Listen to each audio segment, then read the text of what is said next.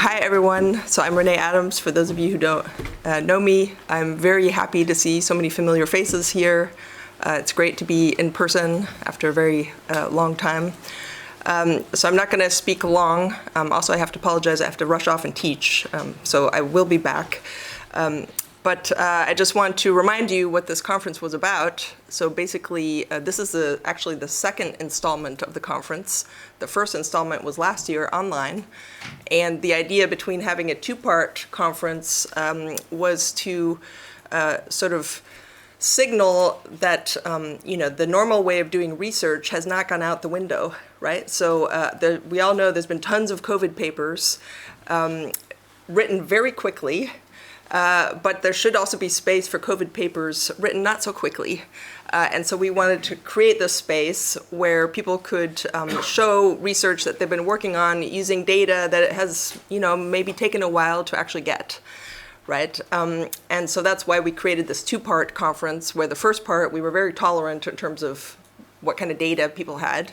And the second part, we're actually saying, well, now you need a paper, right? So this is the second part, and we're very happy to have everyone here. We think, when the dust settles from all the COVID research, I think, some things will be sort of clear that, well, maybe COVID wasn't so interesting to look at these things, but there are some themes that COVID is useful for looking at.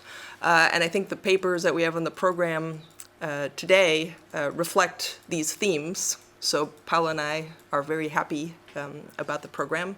And I should also say thanks to the ECGI, the RFS, and the RCFS, who agreed to do special issues around the conference, and also to Elaine. Where's Elaine? Okay, well, anyhow, so thanks very much to Elaine for the amazing organizational effort. Organizing a conference in a city that you're not in is not so easy, especially in these kinds of circumstances. So I'm very grateful to everyone who's participating and helped make this happen, especially because it's been a 2-year conference. So, all right, so that's it for me. And I look forward to seeing you guys all later today. And I'll hand over to you, Marco. Okay, so welcome on behalf of everybody at ECGI. So my name is Marco Brecht, and I'm here to welcome you on behalf of ECGI and put the conference a bit in context, but then also introduce our first keynote speaker. So some time ago, the NBIM, Norwegian Norges Bank Investment Management, they put out a call for proposals. And ECGI, together with Oxford, we put in, and with help from Paula, we put in, applied for a grant. And the good news was we put in for 3 parts for the grant, and we were given only, the bad news was we were only given 1 part of the grant, which is today. Now, the good news is that the other bits of the grant were given to other ECGI researchers, in particular Rüdiger Fallenbach, Zacharias Zautner and Alexander Wagner to study voting policies. So today we talk about COVID. In the future we are going to talk about the other research that NBIM has funded. Now, which leads me to introduce NBIM. So you all know NBIM. They are the second largest public pension fund in the world. And there are many things that are remarkable about NBIM, but for scholars what is really remarkable about them is that they really make an effort to try and build the results from research into the way that they do their portfolio management on the asset pricing and portfolio decision side, but they also look to us to help them inform how they should run their stewardship program and how they should take decisions on voting and engagement and so forth, which really is quite exceptional. And they also, as I just mentioned, they're willing to actually fund some projects in that space. So I'm really delighted to introduce the global head of stewardship and compliance, Carine Smith, who's there on Zoom from London, because she is really driving this. And as I like to introduce Carine, she is on the one hand one of the most powerful women in the world, but she's also one of the nicest people I've ever met. On the other hand, you don't want to be on the wrong side of Carine, but I don't think you're going to see that side today. So with that, I hand it right over to you, Carine. Thank you, Marco, and you're too kind. And good morning to you all. I mean, it's a real pleasure to join today, but I must say I feel a bit envious that I can't be with you in person on these glorious days and miss out on the unique atmosphere in Oxford and its colleges. Anyway, so we at NBIM, we really value, as Marco said, the exchange of ideas and views between academics and practitioners, and we really use what you produce. So let me then take a few minutes to share some reflections on how the pandemic affected our ownership activities before the research session begin. But let me also say that, we are an institutional member of the ECGI, and we're really fond of the network. ECGI provides us with access to leading research on governance and sustainability questions. And at the same time, it provides valuable fora to discuss public policy choices. So thank you, Marco. I actually gave some opening remarks at the online workshop on cooperation as COVID last year, and maybe some of you took part in that workshop. So I'll be relatively brief in my introduction of the fund and in particular my work on stewardship. So as Marco said, we're the manager of Norway's Sovereign Wealth Fund. It's owned by the Norwegian people, and the Ministry of Finance sets the overall investment strategy. And so any major changes in our investment strategy require the approval of the Norwegian Parliament. And we in NBIM, we do the operational management of the fund. And our task really is to achieve the highest possible return with moderate risk. But responsible investment is really at the heart of how we manage the fund. Our market value now is around, it's almost 12,000 billion Norwegian kroner, around, I think, $1.3, $1.4 trillion. We invested in more than 9,000 companies in around 70 markets.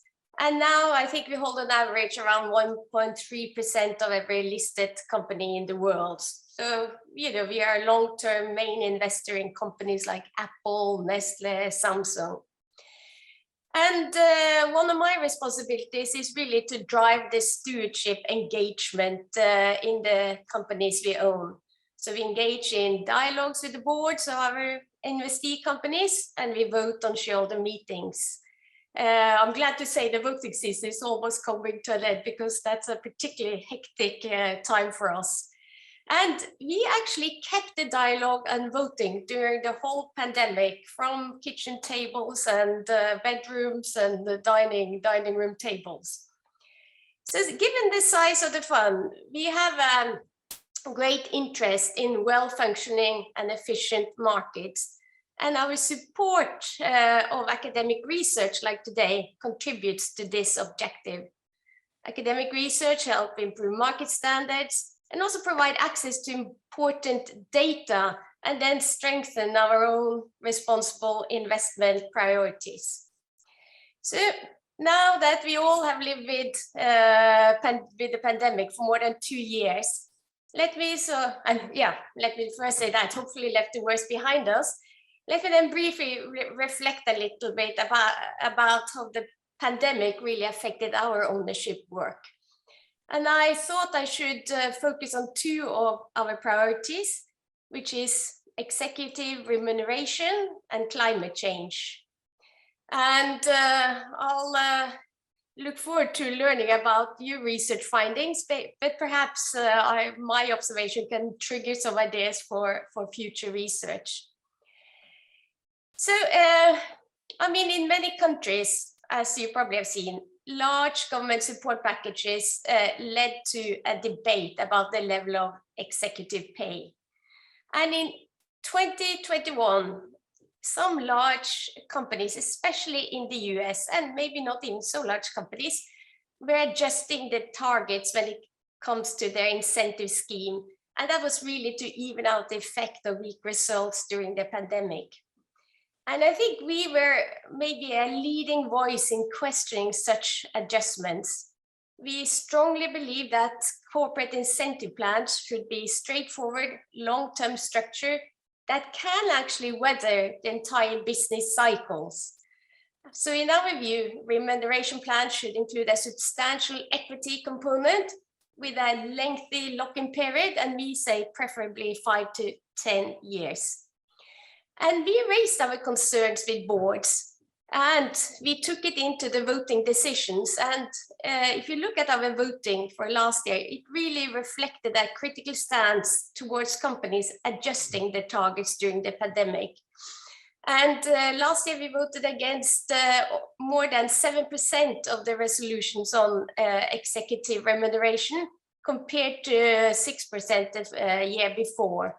But what we saw was that the voting outcomes as a whole moved in a similar directions. For in the US, for example, 4.2% of remuneration plans failed to win majority, and that was a double compared to the year before. And we really felt that the changes to the remuneration plans by the corporates really did not seem warranted. And the experience of the pandemic does not change our view of what a sensible remuneration structure should be. On the contrary, I think it demonstrated that unexpected market events is a sort of embedded problem in popular incentive plans that have multi-year performance conditions. And we think that getting rid of this problem is an added advantage of simple deferred equity plans. So that was a little bit about remuneration. And so going on to climate risk, what we saw, and which I thought was very interesting, was that the pandemic really seemed to have triggered companies to take steps in the right direction. And when we talked to a lot of company boards, we had almost 3,000 company meetings last year. And I think what we heard from a lot of them was a reflection around, if a virus can shut down the global economy, what about, what damage with global warming of 2 to 3 degrees due to the global economy? And I think it was clear how significant the effects of a changing environment can be for us, and how that discussion had really increased in the boardrooms.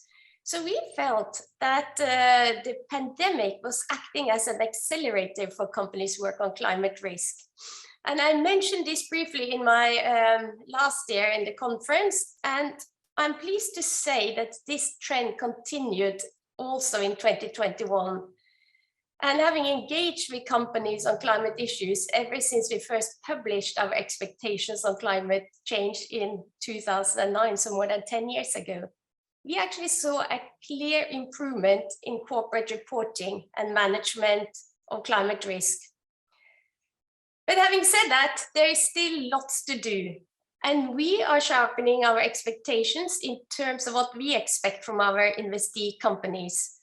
And last year, we clarified in our expectations that companies should have climate plans with targets for reducing emissions in line with the Paris Agreement. And I really think this is an area where also we can benefit from research. Just as an example, I think research could help evaluate the effectiveness of corporate emission targets and also inform our engagement work. But I would say that the pandemic really confirmed our conviction that changes to nature and climate can have serious financial consequences. And it also strengthened our view that sustainability and long-term financial returns go hand in hand. But this is very much my reflections from a practitioner's perspectives.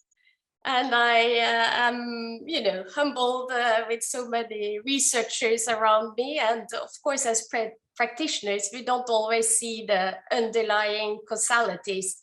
And a lot of other important changes may go unnoticed. And that's why we need academic research it will really guide our thinking and also serve as a source of inspiration. And that's why we in 2020 decided to fund the ECGI project on cooperation at COVID-19, really to provide a forum for researchers to explore the impact of COVID-19 on companies' governance, decision-making and performance. And the ECGI convinced with its proposal to encourage new research by launching a call for papers exactly on corporations and COVID-19. But while we were very excited about the project, we also felt that this was a slightly risky endeavor.